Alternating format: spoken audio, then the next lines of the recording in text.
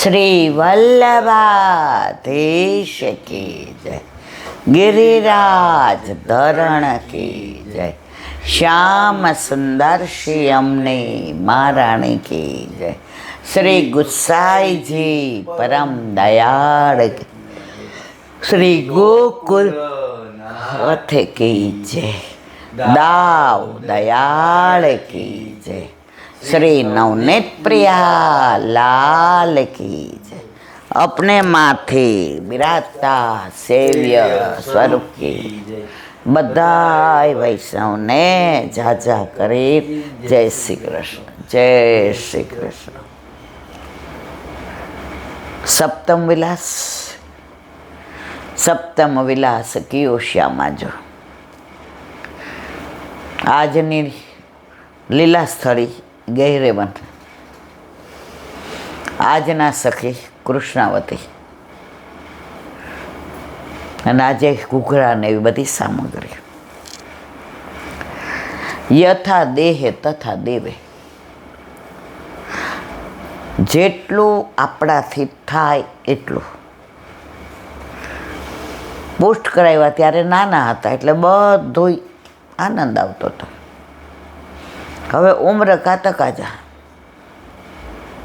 એટલે હવે જેટલું ઠાકોરજી કરાવે એટલું થાય. પ્રભુ ઘરમાં બિરાજે એનો આનંદ, અને ઘરમાં બિરાજે તો નવરાત્રિનું કરવાનું મન ન થાય, નવ વિલાસમાં જ આનંદ આવે. કોઈ શક્તિની ઉપાસનાનું મન ન થાય. યમુનાજી જ યાદ આવે. તો આપણે 4 નવરાત્રિ આવે, આસો મહિનાની, માગસર મહિનાની, ચૈત્ર મહિનાની અને આપણે અષાઢ મહિનાની. કદાચ નામમાં આઘું પાછું થતું હોય તો આપણે તો એક જ વસ્તુ કેટલી વાર યમનાષ્ટક કરવા, આમાં કેટલી વાર હોય જ નહીં.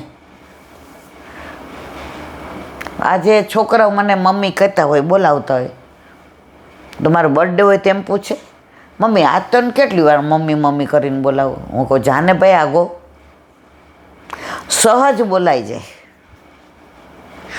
એમ સહજ પ્રીતિ ગોપાલ સ. અને ઘરમાં પ્રભુ બિરાજતા હોય. આપ यूं ही अगर हमसे मिलते रहे देखिए एक दिन प्यार हो जाएगा. શરૂઆતમાં પ્રભુ પધાર્યા હોય ત્યારે એટલી બધી આસક્તિ ન હોય, એટલો બધો પ્રેમ ન હોય, પણ જેમ જેમ જેમ જેમ દિવસો જાય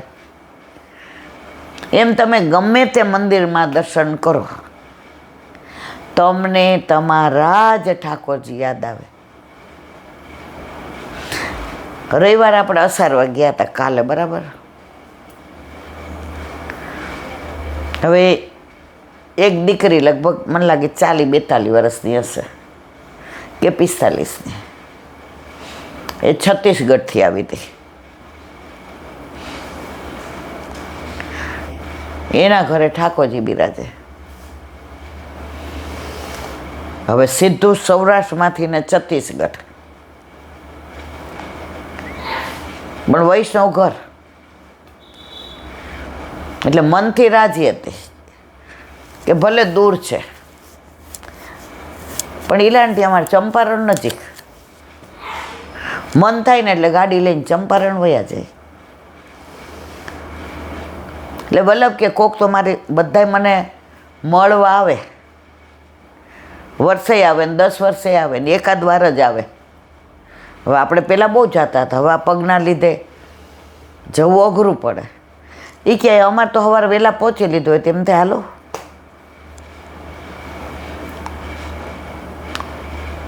મેં કીધું મને બહુ ગમ્યું. ઓ ચંપારણના માલિક તારી ઝાંખી કરવા આવી છું. એટલે એના મમ્મી પપ્પા સાથે હતા. એ કે ઈલાબેન ગોકુળ વાસ કરવો છે, મેં કીધું મારી વિનંતી કરો ને, આ મને બહુ જ ઈચ્છા છે, પણ મેં તો આ દીકરોને બહુ આવવા નથી દેતા. એટલે કે આ તમારી બાજુમાં બેઠીને મારી દીકરી એ 40-42ની જ છે. એ કે ગયા વર્ષે એના લગ્નને 25 વર્ષ પૂરા થયા. પટેલ લોકોમાં તો 17-18 વર્ષ થયા એટલે પરણાવી દીધી હતી, એટલે 40-42ની હશે. એટલે એના વરે એને કીધું બહુ સારું ઘરે જોઈએ એવું સારું. એ કે બોલ શું જોઈએ તારે, તું કે એ આપું. એ કે મારે મોંઘું જોઈએ છે. એ કે તારે તું માગ ને, એ કે આપશો ને 500% આપીશ. હું માગું એ આપશો? એ કે હા, ગોકુળમાં એક પ્લોટ લઈ દો મને, અને ત્યાં આપણી રીતનો બંગલો બાંધીએ. એ કે હજી આપણી ઉંમર શું છે, ત્યારે લેશું પ્લોટ, બંગલોય બાંધશું. એ કે તમને ખબર છે કે આપણે 100 વર્ષ જીવવાના છે. છોકરાને લગ્ન થઈ જાય એટલે મારે 1-2 મહિના વ્રજમાં રહેવું છે, અને તમને લઈ જવા છે. લગ્ન થઈ જાય તો વાઈફની જવાબદારી સંભાળે એમ બિઝનેસની સંભાળે ને. એ કે લઈ તો દઉં, પણ એમ તારે દર વર્ષે એ કે એ પછીની વાત છે. એના વરે એને 450 વારનો પ્લોટ લઈ દીધો. હવે એ કે બંગલો બાંધવો છે. એ કે ઠાકોરજી કેટલા કૃપાળુ છે, સતત તમન્ના હતી, એટલે વર્ષમાં થઈ જશે. પછી ઈલાંટી આપણે બધાએ દર વર્ષે 1 મહિનો ત્યાં રહેવાનો. મેં તો ઈલાંટી અમરપટ્ટો લખાવીને આવ્યા છે, તમારી ઉંમર તો જો 70 વર્ષ છે, હાથ પગ જો. એ કે બધું વલ્લભ જાણે, તમારે ચિંતા નહીં કરવાની, પણ આપણે બધા મહિનો સાથે રહેશું, અને સેવા સ્મરણ સત્સંગ. મારે કેવું તે એ ધારત તો એટલો પૈસો છે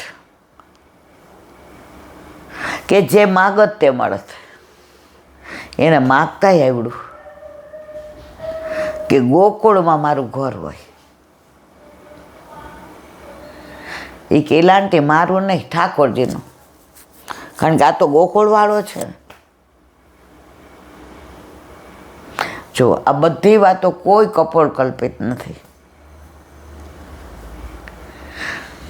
તો ભક્તિ માટે ઉંમરની જરૂર નહીં કે હવે 70 થયા એટલે ગોકુળવાસ નહીં. ના, આણે 42 વર્ષે ત્યાં પાયો નાખી દીધો, અને આપણે હજી આવજા આવજા કરીએ છીએ.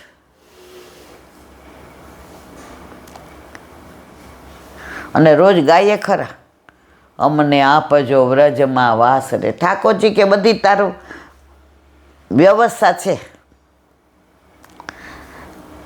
એ કે ઓલો થાંભલો હોય ને, થાંભલો, એને ઓલા સંત આ પકડીને મને છોડાવો, મને છોડાવો. બધાય કે તમને થાંભલાય નથી પકડા,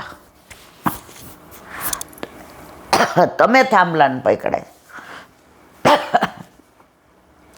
એમ દીકરા જવાની ના પાડે છે તો બરાબર છે, પણ તમને આસક્તિ હશે ને એટલે હશે નહીં કે મારા દીકરા નથી આવવા દેતો.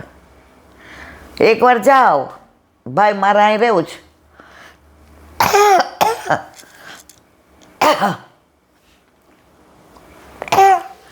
તો અત્યારે એણે 42 વર્ષે પાયો નાખી દીધો કે મારે અહીંયા જવાનું. હવે એને છત્તીસગઢથી દર વખતે મન થશે અહીંયા આવવાનું. ભલે આપણે વલ્લભની કૃપા મહારાણીમાં બોલાવે છે, સપ્ટેમ્બરમાંય જઈએ અને ફેબ્રુઆરીમાંય જઈએ.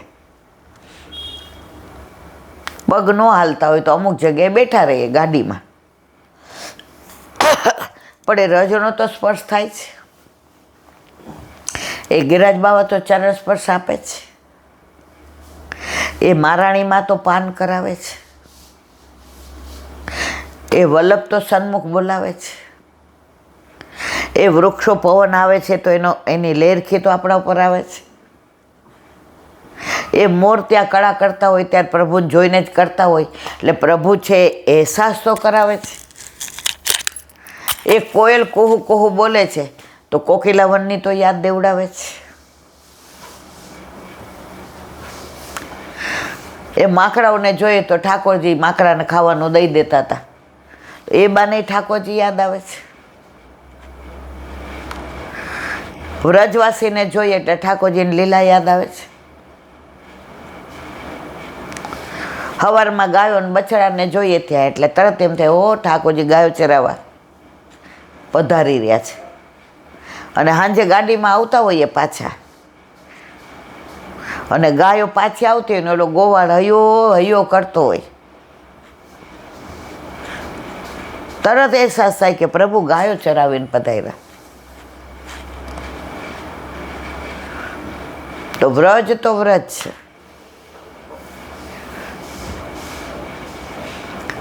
ઘણા એમ કે ઈલાબેન જોઈ આવ્યા લોકો ફરવા નથી આવું. એકવાર આમ 15 દી રહ્યા હતા બધું જોઈ લીધું છે એટલે મેં તમે વ્રત જોવા ગયા હતા મને કે હા તમે વારંવાર શું કરવા જાઓ છો. મેં તો અમે એકવાર જોઈ લીધું નાનપણમાં તો હવે હું કામ જાઉં છું. મેં ઠાકોરજી સારસ્વત કલ્પમાં અમારી યારે છુપાછુપી રમતા હતા તો એણે તો અમને શોધી લીધા કળયુગમાં અને એ છુપાઈ ગયા. તો હવે વ્રજમાં જ છુપાયા છે અમને ખબર છે કારણ કે છુપાછુપી સારસ્વત કલ્પમાં વ્રજમાં જ રમતા હતા એટલે દર વખતે શોધવા જઈએ છે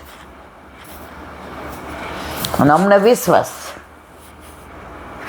છે એકવાર અમે શોધવાના પછી આ જન્મ આવતો જન્મ એના પછીનો પણ શોધવા જઈએ છીએ ત્યારે એ જ્યાં છુપાયો છે ત્યાંથી અમને જુએ છે અને મજા આવે છે કે કેવો છુપાયો જુઓ. હું એને જોઉં છું પણ એ મને જુએ છે. તો જેટલી વાર જઈએ એટલી વાર પ્રભુ તો અમને જોવે છે. એક સમય એવો આવશે ને એની અમારી દ્રષ્ટિ એક થઈ જશે પછી કે હવે ન જવાય પકડાઈ ગઈ. છુપાછુપી ખેલતા હોય ને એટલે પકડાઈ જાય પછી તો દા દેવો જ પડે એટલે ઠાકોરજી કે હવે પકડાઈ ગઈ હવે તને નહીં જવા દો. એટલે દર વખતે અમે એને શોધવા જઈએ છીએ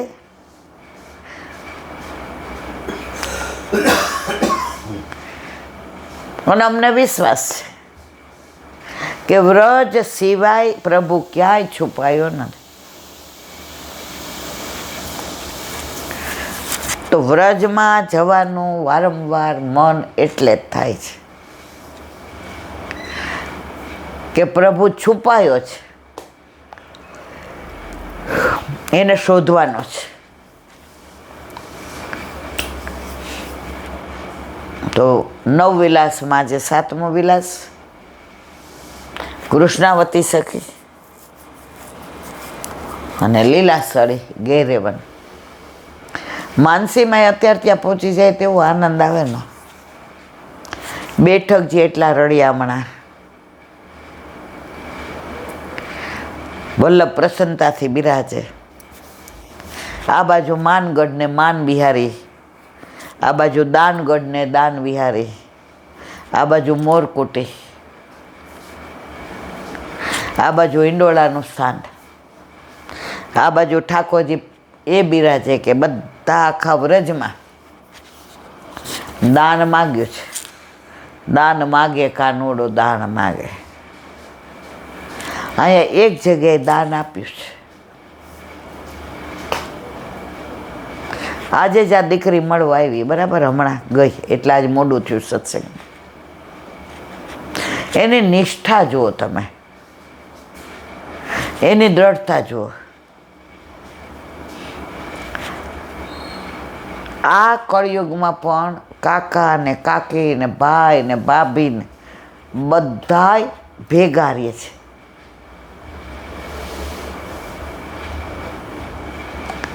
એ કે એનું કારણ અમારા ઘરે ઠાકોરજી બિરાજે છે ને.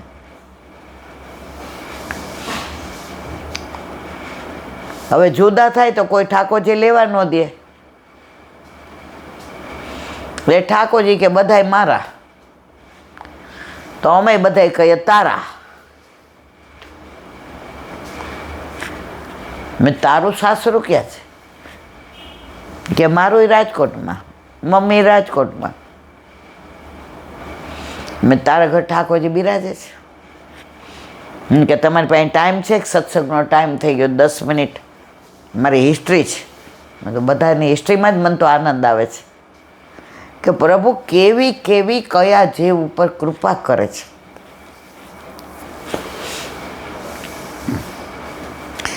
એક એલા આંટી 15 વર્ષ પહેલાં